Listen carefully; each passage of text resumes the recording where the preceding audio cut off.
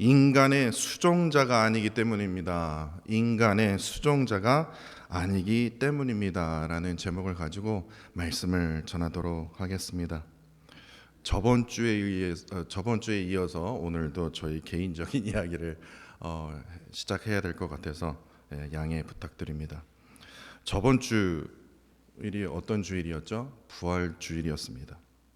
부활 주일 새벽 예배, 그 연합 예배 때문에 새벽 3시 반쯤에 제가 일어났습니다. 일어나서 이제 교회 갈 준비를 하고 다시 설교를 보고 이렇게 이제 준비를 하고 있는데, 교회로 이제 딱 갈 때쯤에요, 첫째, 둘째, 셋째가요, 야 일어나 교회 가야 돼, 그런 말도 안 했어요. 근데 딱 시간을 알고 그런지 몰라도 4시 반쯤에 딱 일어나서요, 침대에서 아무 말 없이요 일어나서요 곧바로 차 안으로 들어가는 겁니다. 신기하다. 그러고 이제 새벽 5시쯤에 이제 교회에 도착했습니다. 아마 새벽 5시에 오신 분들은 아마 그걸 목격하셨을 거예요. 아무 말 없이요, 저기 지금 뒤에 백형민 성도님 앉아 계시는 그 자리에요, 첫째, 둘째, 셋째가요 아무 말 없이, 그것도 깨어 있는 채로, 새벽 5시였습니다. 있는 채로 조용히 앉아 있는 겁니다. 에이, 뭐 애들이 엄청 컸나 보네요, 목사님. 그 5살, 8살, 11살이거든요. 저도 놀랐어요. 쟤네들이 어디 아픈가? 쟤네들이 웬일이지? 그랬더니요, 어느 성도님이 저희 아이들을 보면서 너무나 신기했던지 웃으면서 저에게 이런 말을 한 겁니다. 목사님, 애들 팼죠? 어떻게 저렇게 조용히 앉아 있을 수 있어요? 애들 팼죠? 와, 얼마나 찔렸는지 모릅니다. 그래서 제가 그렇게 대답했어요. 저는 안 팼습니다. 예. 아마도 저희 와이프가 아마 그냥 달달달달 볶았겠죠. 너 지금 아버지 내일 설교해야 되니까 열받게 하지 말고 차 곧바로 타고 교회 예배당 가면 누워서 퍼져 있지 말고 꼭 깨어 있어요라 하면서 엄청나게 막 달달달 볶았겠죠. 한국 정신건강의학과에 있는 그 오은영 박사님, 여러분 잘 아시죠? 제가 예전에도 한번 말씀드렸는데, 이 박사님의 이 말이 저도 아직까지도 이게 기억이 나요. 되게 충격적이었어요. 내가 왜 이거를 기억하지 못했을까? 그러니까 육아의 궁극적인 목적이 무엇이냐? 자녀들의 자립입니다. 자녀들의 독립입니다. 이걸 딱 말하는데, 와, 맞다. 그러니까 부모는요, 아이가 성인이 될 때까지 그 과정에서 그 아이가 스스로 살아갈 수 있는 그 도움을 줘야 되는데, 그 스스로 살아갈 수 있는 그 도움을 스파르타식으로 그냥 아이들을 패는 게 아니라 뭡니까? 아이들이 자립시키는 그 과정에 필요한 힘을 길러주는 게 부모의 역할이라는 거예요. 왜 그렇습니까? 아이들이 자립하지 못하고 독립하지 못하면요, 어떻게 됩니까? 기생하면서 살 수밖에 없기 때문에 그렇습니다. 2020년 2월 9일이요 한국이 난리 났었죠. 그 봉준호 감독의 영화 기생충이요, 한국 역사상 최초였습니다. 미국 아카데미상 4개를 차지하는 엄청난 큰 결과를 이루었는데, 그렇다고 해서 그 큰 결과를 이루기까지 그 영화의 내용이 저 그 영화 보고 너무나 감동받았어요. 막 눈물이 주르륵 흐르더라고요. 그런 영화입니까? 기생하며 사는 자들끼리요 참으로 치열하고도 잔인하게 살아가는 그 이야기를 담은 게 바로 기생충이라는 거예요. 그런데 그 영화의 이야기가 놀랍게도요 전 세계 202개의 국가에 상영될 만큼 기생하는 그 삶의 그 씁쓸한 그 이야기가 얼마나 공감이 되었는지, 사람들에게 그 씁쓸한 이야기가 지금도 기억되고 있다는 거예요. 예수님 당시에요 종교 지도자들이 있었습니다. 아주 기생충 같은 자들이었습니다. 왜냐? 딱 3가지를 자립하지 못했더라고요. 그 첫 번째가 무엇이냐면요, 경제적인 자립을 못했습니다. 이게 제 말이 아니라 마태복음 21장 12절에 보시면요, 예수님께서요, 성전에 딱 들어가시자 뭐 합니까? 성전 안에서 매매하는 모든 사람들을 내쫓으셨습니다. 그리고 돈 바꾸는 사람들의 상과 비둘기 파는 사람들의 그 의자를 둘러 엎으셨어요. 왜 그런 줄 아십니까? 유대인들이요, 성전에 들어가려면요, 성전세를 내야 됩니다. 성전에 세금을 내야 됩니다. 반세겔을 내야 됩니다. 예수님도 내셨거든요. 베드로 시켜갖고요, 그 물고기 입속에 그 반세겔이 있을 거다, 그거 가지고 내라. 예수님도요, 이 성전세에 대해서 되게 중요하게 여기셨어요. 왜냐? 그 성전의 그 세금으로 종교 지도자들의 생활비가 거기서 다 나오거든요. 다시 말해서 종교 지도자들은 충분히 그 성전 세금으로 충분한 경제적인 자립을 이룰 수 있었다라는 거예요. 그러나 그 돈으로도 그들은 만족하지 않았다라는 거예요. 그래서 어떻게 하냐? 성전에서 매매하는 자들로부터 부당한 뒷돈을 챙기는 일을 시작했다라는 거예요. 이를 통해서 예수님께서 이렇게 말씀하셨죠. 하나님의 성전을 기도하는 집이 아니라 강도의 서굴로 만드는구나, 그러면서 다 뒤로 엎으셨다라는 거예요. 왜냐? 경제적인 자립이 안 돼 있었기 때문에. 기생충같이 그렇게 사는 거예요. 두 번째가 의식적인 자립입니다. 마태복음 21장 15절에 보면요, 예수님께서요, 맹인과 다리 저는 자들을 고쳐주십니다. 성전에서 고쳐주자 종교 지도자들이, 와, 예수님 너무 감사합니다, 저희들이 못했던 거 예수님이 해주시네요 라고 해야 되는데, 이거 왜 어이없는 행동을 하는 거야, 이상한 일, 이렇게 성경은 그렇게 기록하고 있어요. 어떻게 연약한 자를 고치고 치료해주는 그 일을 어떻게 이상한 일로 여기냐고요. 왜 이것을 너무 어이가 없냐면요, 이들이요, 종교 지도자들은 하나같이 하나님의 그 율법의 말씀을 가르칩니다. 율법의 말씀을 공부하신 분들은 알아요. 딱 두 가지 정신이 심어 있습니다. 첫 번째가 하나님 사랑입니다. 그 두 번째가 무엇인지 아십니까? 바로 이웃 사랑입니다. 그러니까 그들이 율법을 가르치면서 하나님 사랑해야 합니다, 이웃 사랑해야 합니다, 그러면서 성전에서 연약한 자들을 고치시는 예수님의 그 행동에 대해서 뭡니까? 이건 미친 짓이야, 이건 이상한 일이야 라고 여겼다라는 거예요. 이들은 뿐만 아니라 이 불결한 자들이요, 이 절고 아픈 자들이요, 성전에 들어오는 것을요 되게 불결한 것으로 생각을 했다라는 거예요. 거룩한 성전에 어떻게 이렇게 불결한 자들이 들어올 수 있냐고요. 왜냐? 바른 의식적인 자립이 없었기 때문에. 말과 행동이 완전히 달랐다라는 거예요. 세 번째가요, 아주 중요합니다. 영적인 자립입니다. 마태복음 21장 14절을 보면요, 맹인들과 저는 자들은 자신을 구원해 줄, 다시 말해서 자신을 치료해 줄 예수 그리스도를 알아보고요, 그들이 직접 스스로 나아갔다라는 거예요. 반면 종교 지도자들은 어떻습니까? 예수 그리스도를 알아요, 구원자라는 거 알아요. 그러나 지금 이 예수 때문에 내가 인기가 없어진 거예요. 내 돈이 지금 떨어지는 거예요. 왜냐? 사람들이 다 예수님만 쫓아가거든요. 다시 말해서 자신의 기득권을 뺏어갈 자구나, 이 나쁜 자구나 라고 여겼다라는 거예요. 왜냐? 영적 자립을 이루지 못했기 때문에 오로지 뭐예요? 성전이 돈으로 보이는 거예요. 하나님의 성전이요. 하나님의 성전이 뭡니까? 명예로 보이는 거예요. 목사가 돈에 빠지고 명예에 빠지게 된 거예요.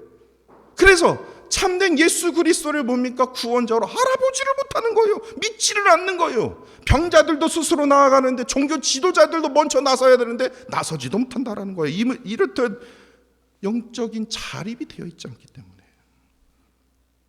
그런데요, 우리의 믿음의 신앙에도 이 세 가지가 필요하다라는 거예요. 경제적인 자립이 안 돼 있으니까 주의를 온전히 못 지키는 거예요. 의식적인 자립이 없으니까 그리스도인임에도 불구하고도 세상 사람들과 똑같이 행동하는 거예요. 영적인 자립이 없으니까 말씀을 봐도 이게 무슨 말이야, 아이고 졸려, 계속해서요 그런 말이 나오는 거예요. 이 세 가지가 너무나 필요하다라는 겁니다. 그런데요, 오늘 여호수아서 말씀 1장 말씀을 묵상하면서 저는 이 세 가지 자립이 또다시 보여졌습니다. 이스라엘 백성들은요, 여기서부터 잘 들어보세요. 이스라엘 백성들이 이제 40년 광야 생활을 했죠. 광야에서 아주 그냥 헤매고 40년 동안 헤맸습니다. 모세와 함께 그 광야에서 헤맸지만 하나님께서 엄청난 은혜를 베풀어 주시는데, 그것이 뭐냐면 하나님의 그 율법의 말씀을 허락해 주셨어요. 그리고 그 율법의 말씀을 통해서 제사장의 나라를, 그 기틀을 그 광야에서 세워주셨어요. 그래서요, 이제 그 기틀을 세운 후에 이제 하나님께서 오래전에 아브라함에게 약속하셨던 그 이제 가나안 땅을 이제 바로 그들의 눈앞에 보여진 겁니다. 그 눈앞에 두고 있었어요. 그러나 안타깝게도 모세는 세상을 떠났습니다. 근데 모세가 세상을 떠나기 전에 그의 후계자 누구를 세웠습니까? 여호수아를 세웠죠. 다시 말해서 모세의 시대가 지나가고 여호수아의 새로운 시대가 이제 시작된 겁니다. 그래서 이스라엘의 역사에 큰 전환점을 맞이하게 되는 그 순간이 바로 오늘 본문에서부터 시작이 됩니다. 그런데요, 여호수아는요, 하나님께서 허락하신 그 가나안 땅을 딱 바라보면서 이제 들어가서 차지만 하면 되거든요. 점령만 하면 되거든요. 그런데 그 가나안 땅을 보면서 기대가 돼. 하나님께서 이 가나안 땅을 통해서 우리에게 무엇을 허락해 주실지 너무나 기대돼. 너무나 설레. 큰 소망을 품기보다는 뭐예요? 덜덜덜덜덜덜덜덜덜. 아이고, 저 땅 어떻게 내가 들어가면 우리는 밥이야. 아마 그랬을 거예요. 큰 두려움을 여호수아가 품게 되었다라는 겁니다. 그래서 오늘 보면 1절을 보시면요, 여호수아가요, 큰 기대와 소망을 품기보다는 큰 두려움을 품었다는 그 증거가 바로 이겁니다. 1절을 보세요. 모세에 대해서는요, 오늘 본문 1절에서는요, 여호와의 종이라고 되어 있습니다. 여호와의 종 모세. 그런데 여호수아는요, 이상하게도 여호와의 종이라고 부르지 않습니다. 뭐라고 부르냐면요, 모세의 수종자. 모세의 수종자. 아시겠죠? 왜 여호수아가 두려웠던지. 모세도 똑같이 두려웠을 거거든요. 근데 모세는 두려워하지 않았거든요. 왜냐? 여호와의 종이었기 때문에, 여호와만을 의지했기 때문에. 그런데 여호수아는 덜덜덜 떨었어요. 왜냐? 모세의 수종자였기 때문에. 다시 말해서 인간의 수종자였기 때문에. 근데 그 모세가 없어진 거예요. 사라진 거예요. 그렇기 때문에 상식적으로 뭡니까? 그는 덜덜덜 두려워할 수밖에 없었다라는 거예요. 모세는 여호와의 그 종이었기 때문에 여호와께서 하신 말씀대로, 여호와께서 지시한 대로 그대로 행했기 때문에 전혀 두려워하지 않았다라는 거예요. 그런데 여호수아는요, 모세의 수종자였기 때문에 하나님도 의지했겠지만은 하나님보다는 그래도 눈에 보이는 모세를 더 많이 의지했다라는 거예요. 결국에 그 모세가 떠나자, 세상을 떠나자 모세를 그토록 의지했던 그 여호수아는요, 그 가나안 땅을 딱 눈앞에 들고서 큰 기대와 소망을 품어야 되는데 덜덜덜 두려워할 수밖에 없었다라는 거예요. 왜냐? 인간의 그 수종자로 살아왔기 때문에. 그래서 하나님께서요, 그 연약한 여호수아에게 직접 나타나셨어요. 2번씩이나 반복하지 않습니까? 6절과 9절입니다. 강하고 담대하라. 내가 너와 함께 한다니까. 모세는 지금 없어. 내가 너와 함께 한다니까. 그러니까 강하고 담대하라. 그러면서 하나님께서는요, 제가 앞서 말씀드린 이 3가지 자립을 말씀하여 주십니다. 이 3가지 자립 한번 찾아볼까요? 4절입니다. 아주 중요해요. 4절입니다. 4절에 하나님께서 이렇게 말씀하세요. 곧 광야와 이 레바논에서부터 큰 강, 곧 유브라데 강까지 해쪽 속의 온 땅과 또 해지는 쪽 대해까지 너희의 영토가 되리라. 이걸 지도상으로 봐야 됩니다. 근데 결국에 이스라엘 백성들이 어디까지 차지하냐면요, 남쪽의 브엘세바에서부터 북쪽의 단까지 차지하게 됩니다. 이거랑 뭐 경제적인 자립이랑 뭔 상관이에요? 그러면 이렇게 한번 설명해 드릴게요. 이들이 차지한 이 가나안 땅의 면적이요, 제가 수학과를 나와서요, 면적이 얼마까지 궁금했어요. 그래서 제가 인터넷을 막 찾아보고 막 별의별 것까지 내가 다 공부를 했습니다. 면적이 좀 어느 정도 될까? 그래서 면적을 찾아보니까요, 그러니까 이스라엘 백성들이 결국에 차지한 그 가나안 땅의 면적을 미국 땅과 비교를 해볼까요? 미국 땅과 비교해봤더니 미국 땅 정도 될까요? 아이고, 그것도 비교도 안 됩니다. 미국의 그 뉴저지라는 스테이트 있죠. 뉴저지, 그 지도상에 보면 진짜 그야말로 코딱지만큼 하거든요. 뉴저지 정도 사이즈가 돼요. 거의 비슷해요. 그러니까 이스라엘 백성들이 차지한 땅이요, 결국에 차지한 땅이 딱 뉴저지 스테이트예요. 뉴저지가 어디야 하시는 분들을 위해서 제가 한국 땅으로 비교해 드릴게요. 남한 땅이요, 북한도 아닙니다. 한국의 남한의 땅이 이스라엘이 차지한 그 면적보다 5배가 더 큽니다. 에게 이러려고 하나님 그 오래전 아브라함 때부터 그거 코딱지만한 땅 허락하시려고 그렇게 난리를 치셨습니까? 40년 동안 그렇게 그냥 고생시키고 그냥 애굽에서 그렇게 400년 동안 그렇게 노예 생활하게 만들고 에게 남한 땅보다 작다고요? 저도 보면서 저도 어이가 없더라고요. 야, 이거를 하려고 이렇게 고생을 시켰냐?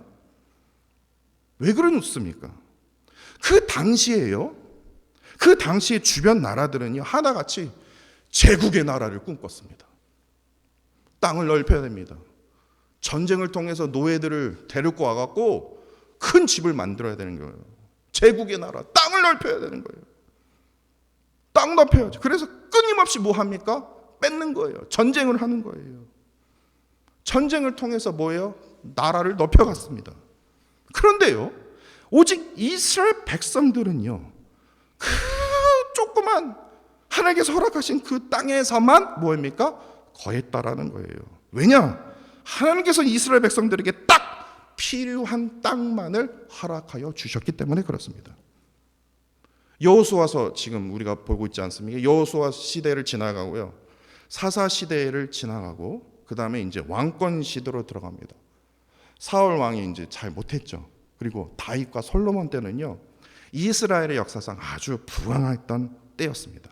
다시 말해서요, 다윗과 솔로몬 때는요, 이 다윗과 솔로몬 때가 가장 이스라엘이 가장 부강했던 때인데, 그때는요, 뭐 지금 시간상 제가 설명드리기 못하지만요, 충분히요, 제가 이걸 증명해 드릴 수도 있어요. 충분히 제국의 나라를 만들어갈 수 있을 정도의 힘이 있었어요. 특히 솔로몬 왕은 더 그랬습니다. 다윗도 마찬가지고요. 그런데 성경을 한번 찾아보세요. 다윗과 솔로몬 왕이요, 제국의 나라가 우리가 하나님께서 우리에게 품어주신 나라입니다. 우리 다른 땅들 다 차지해야 됩니다. 땅을 넓혀가야 됩니다. 그랬습니까? 그렇게 하지 않았거든요. 그만한 힘이 있어도 그렇게 하지 않았어요. 왜냐? 하나님께서 허락하신 땅에서 뭐예요? 경제적인 자립을 통해서 율법의 말씀에 따라 어떤 나라요? 제국의 나라가 아니라 뭐예요? 제사장의 나라를 하나님께서 이루어 가시기를 그들을 통해서, 이스라엘 백성들을 통해서 간절히 원했기 때문에 그 당시에 다른 나라와 달랐다라는 거예요. 이어서 하나님께서는 여호수아에게 말씀하십니다. 7절입니다. 오직 강하고 극히 담대하여 나의 종 모세가 너에게 명령한 그 율법을 다 지키고 우로나 자로나 치우치지 말라. 이게 무슨 말일까요? 우로나 자로나 치우치지 말라면 중도 노선을 잘 잡아라 이겁니까? 이 말이 아니에요. 자로나 우로나 치우치지 말라는 것은요, 절대로 가나안 백성들과 뭐예요? 타협하지 말라라는 거예요. 아니면 아닌 거예요. 긴면 긴 거예요. 중간이 없는 거예요. 중도 노선 타지 말 생각하지 말라는 거예요. 절대로 우상들과 타협하지 말라는 거예요. 오직 하나님께서 하나님의 종 모세에게 명령한 뭐예요? 그 율법만을 따르라는 거예요. 그런 의식을 가지라는 거예요. 타협할 생각하지 말고 오직 O 아니면 X인 거예요. 가나안 땅에 너희들이 들어가면 새로운 물들을 그들이 보게 될 것이고 새로운 우상들을 뭐예요? 접하게 됩니다. 그러면서 이스라엘 백성들은 그렇게 생각할 것입니다. 아니, 남들도 다 그렇게 하는데 왜 기독교인들만 왜 저렇게 특이하게 살아? 왜 우리만 하나님의 백성들만 왜 이렇게 살아? 남들도 다 하는데 뭐 우리가 뭐 어때서? 이렇게 생각하지 말라는 거예요. 그런 의식을 갖지 말라는 거예요. 오직 하나님의 율법의 말씀을 타가 강하고 극히 담대하게 세상의 풍조를 뭐예요? 거스리게 하는 그러한 의식적인 자립을 이루라는 거래요. 말씀을 거역하는 그 땅에서 말씀대로 순종하면서 살아라는 거예요. 예배하지 않는 그 땅에서, 다른 사람 다 예배 안 하는데 다른 교회 새벽기도 안 하는데 왜 우리 교회만 하냐? 안 가. 그게 아니라 예배하지 않는 그 땅에서 뭐 합니까? 예배하라는 거예요. 기도하지 않는 땅에서도 뭐예요? 나 기도하라는 이 말이에요. 그런 의식을 잡으라는 거예요. 그리고 마지막으로요, 하나님께서 여호수아에게 당부하면서 이렇게 말씀합니다. 8절입니다. 이 율법책을 내 입에서 떠나지 말게 하며 주야로 그것을 묵상하여 그 안에 기록한 대로 다 지켜 행하라. 그리하면 내 길이 평탄하게 될 것이며 내가 형통하리라. 율법은요, 아까 그림에서 십계명이 나타나지 않았습니까? 근데 십계명이 아니에요. 10가지 십계명이 아니에요. 율법 그러면 10가지만 지키는 거 아니야? 아니에요. 인간이 태어날 때에는요, 뼈마디 수가 248개라고 합니다. 근데 그 248개가 율법의 수입니다. 그러니까 첫 번째로 하라, 뭐뭐하라. 긍정형의 율법이 248개입니다. 그리고요, 또 다른 부분이 또 뭐냐면 1년의 날수입니다. 365개의 하지 말라, 이거 하지 말라. 부정령의 율법이 바로 365개. 다시 말해서 248개 하라의 긍정령, 그리고 365개의 하지 말라 부정령. 이것이 총 합해서 율법은요, 총 몇 개로 되어 있냐면요, 613개로 되어 있습니다. 근데 여기서 중요한 것은 하나님께서 여호수아에게 613개의 계명을 입에서 떠나지 않도록 네 머리에 완전히 박히도록 밤낮 필요 없이 반복해서 너 읽어야 된다, 너 외워야 된다, 이 말씀이 아니다라는 거예요. 그 묵상한 말씀을 통해서 뭐합니까? 그 묵상한 하나님의 율법의 말씀을 통해서 하나님의 뜻을, 하나님께서 우리에게 향하신 그 방향을 발견하라는 거예요. 그 율법의 말씀을 통해서 하나님의 그 뜻을 이루라는 거예요. 그것을 분별하라는 거예요. 이를 통해서 뭐합니까? 영적인 자립을 이루라는 거예요. 영적으로 깨달은 그 하나님의 말씀을 통해서 내가 걸어가야 할 그 방향, 그 길을 찾으라는 거예요. 무당 앞에서 내가 앞으로 어떻게 살아야 됩니까? 목사님 어떻게 내가 살아야 합니까? 그렇게 하지 말라는 거예요. 하나님께서 우리에게 말씀을 주셨잖아요. 영적으로 그 말씀을 통해서 하나님의 뜻을 분별하여 그 뜻대로, 그 방향대로 걸어라는 거예요. 결국에 이 새 자립을 깨달은 여호수아는요, 10절에서요, 가나안 땅에 들어가기 위해서 백성들을 부릅니다. 그래서 자신이 깨달은 이 세 가지 자립으로 행동에 옮기죠. 제일 먼저 뭐였습니까? 경제적인 자립입니다. 가나안 남쪽 브엘세바에서 북쪽 당까지 이제 차지할 동안 필요할 양식을 준비하게 됩니다. 다음 시간에 이제 여호수아 3장에서요 더 자세하게 말씀드릴 것이지만, 그 당시에 이제 요단강을 건넌대요. 근데 이스라엘 백성들은 저 여호수아 미친 거 아니야? 요단강을 지금 왜 건너? 왜냐?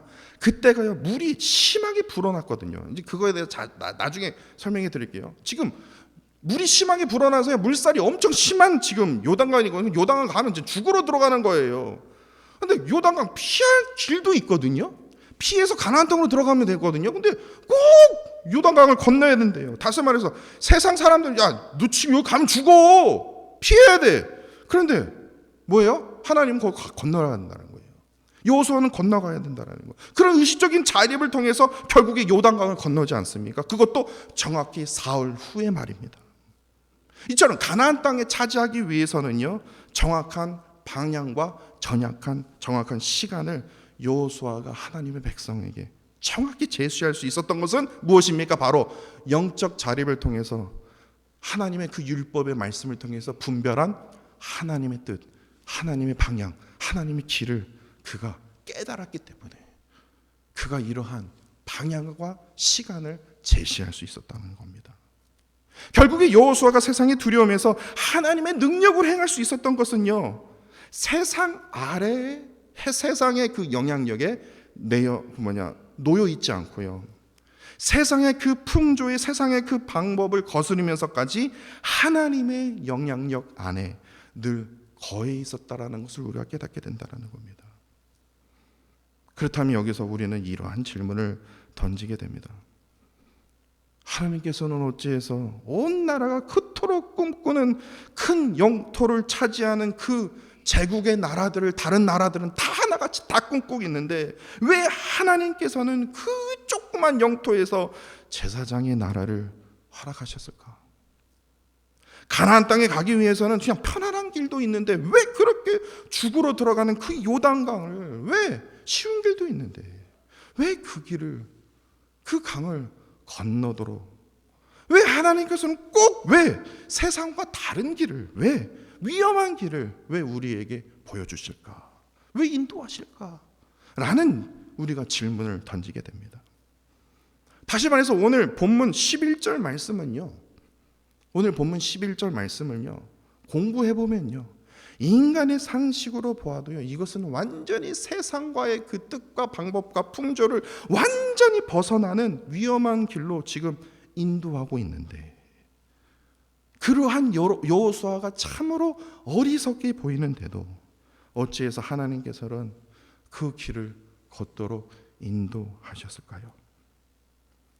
왜냐하면 설교의 제목입니다. 우리 모두는요 세상의 풍조를 따르는 인간의 수종자가 아니기 때문에 그렇습니다. 우리는 모세처럼요 하나님의 말씀대로 살아가는 종된 그리스도인이기 때문에 우리는 세상과 다른 방향을 걸어갈 수 있는 거예요. 1절에서요 여호수아를 세상의 풍조를 따르는 인간의 수종자, 다시 말해서 모세의 수종자라고 불렀지 않습니까? 근데 결국에요 여호수아서 맨 마지막 장입니다. 24장 29절을 보세요. 여호수아는 이제 모세의 수종자, 인간의 수종자라고 부르지 않습니다. 여호와 하나님의 종이라고 부르는 그러한 은혜를 누리게 된다라는 거예요. 그리스도인은요 세상의 풍조에 따라서 살아가는 그러한 인간의 수종자가 아닙니다. 참된 그리스도인은요 세상의 풍조를 거스를 수 있어야 됩니다. 그냥 생각 없이 무조건 그냥 무작정 그냥 믿음으로 노 세상과 멀리 해야 돼, 그게 아니라 이 세 가지 자립이 필요해요. 세상의 풍조를 거스르려면 이 세 가지가 필요하다는 거예요. 뭐냐? 하나님 안에서 경제적인 자립이요, 의식적인 자립이요, 영적인 자립이 필요하다는 거예요. 이 세 가지 자립을 통해서 뭐합니까? 예수 그리스도를 따라 그분을 닮기 위한 둘로스, 종, 여호와 하나님의 그 둘로스 종이 되어야 된다는 겁니다. 인간의 수종자가 되면요 계속해서 타협하게 된다는 거예요. 그래서 저는 정치가 제일 싫어요. 이 세상에 제일 더러운 게 전 정치라고 생각할 정도로요. 어느 누구도요 정치하는 사람들은요 항상 타협하기 때문에 어느 누구도요 뭐 빨간 당이든 파란 당이든 나한테 상관없어요. 뭐 초록색이든 보라색이든 상관없어요. 정치 자체가요 이건 신뢰할 만한 게 아니에요. 왜냐? 인간이 수종자들만 있거든요. 그 인간이 없어지면 덜덜덜 떨어요. 자기 자리 뺏을까 봐요. 그 자리 차지하기 위해서 온갖 세상의 더러운 방법들을 다 사용하는 게 그게 정치 아닙니까? 왜 그러한 인간의 수종자가 되어 우리가 왜 그분들을 따라야 됩니까? 하나님을 따라야 되지 않습니까? 우리의 가정을, 정치에 따라서 우리의 가정을 우리가 흔들리는 게 아니라 우리의 가정을, 우리의 나라를 어떻게 합니까? 하나님의 말씀으로 따라야죠. 말로만 뭐 내가 그리스도인이고 내가 어느 집사고 내가 장로고 목사고 그러면서 생활 방식은요 세상에 그 풍조를 따라가게 된다면, 세상과 자꾸만 타협하는 그런 그리스도인이 되어간다면 여호수아처럼요 어떠한 능력을 나타내지 못하고 세상 사람들과 똑같고 아니면요 믿는 사람이 더하네 그러한 말을 듣게 되는 그리스도인으로 우리가 살아가게 된다라는 겁니다. 우리는 인간의 수종자가 아닙니다. 여호와 하나님의 둘로스입니다. 여호와 하나님의 종입니다. 종이 되어 세상에 나아가 여호수아처럼요 이 세상의 그 풍조를 거스르면서 정말 강하고 담대하게 하나님의 능력을, 하나님의 그 부활의 그 능력을 나타내고 또한 역사를 일으키는 그런 하나님의 종으로 살아가야 할 것입니다. 이를 통해서 하나님 여호와가 나와 늘 함께 하시는 그 놀라운 그 은혜를 체험하게 되는 저와 사랑하는 성도 여러분들이 되시기를 간절히 원합니다.